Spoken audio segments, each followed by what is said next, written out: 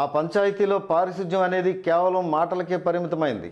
ఎక్కడికక్కడ మరుగునీరు నిలిచి దోమలు ఈగలు రాజ్యమెలుతున్నా పట్టించుకునే నాదుడే కరువయ్యాడు. ఎన్నికల సమయంలో ఇంటింటికి తిరిగి ఓట్లు అడిగిన స్థానిక సర్పంచ్ మురళీరాజు ప్రస్తుతం ప్రజల బాధలను పట్టించుకుంటున్నారా, గాలి కొదిలేస్తున్నారా అనే ప్రశ్నలు తలెత్తుతున్నాయి.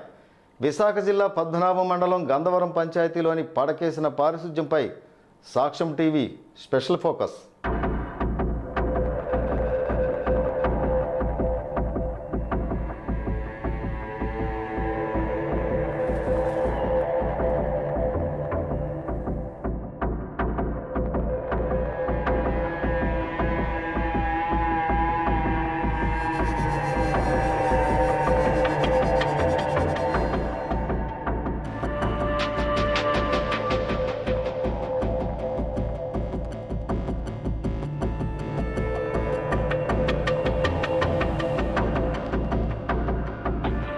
మొన్నటి వరకు ఓటేయాలని ప్రజల పాదాల మీద పడిన నాయకుడు అవసరం తీరాక ముఖం చాటేయడాన్ని గ్రామస్తులు జీర్ణించుకోలేకపోతున్నారు.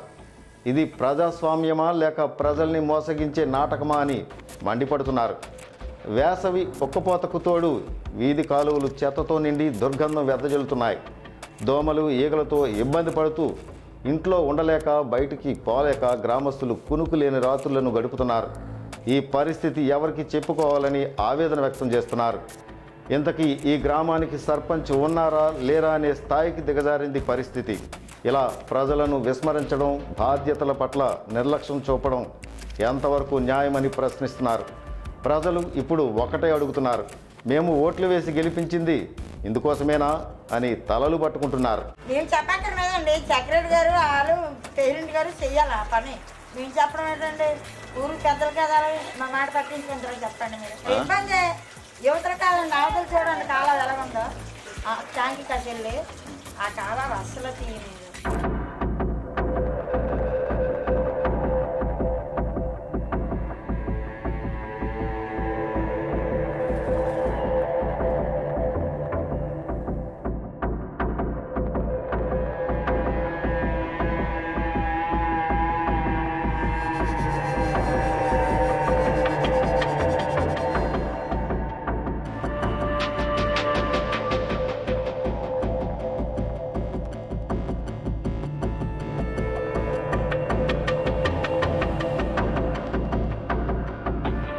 ఈ వీడియోపై మీ అభిప్రాయాన్ని కామెంట్ రూపంలో తెలియజేయండి.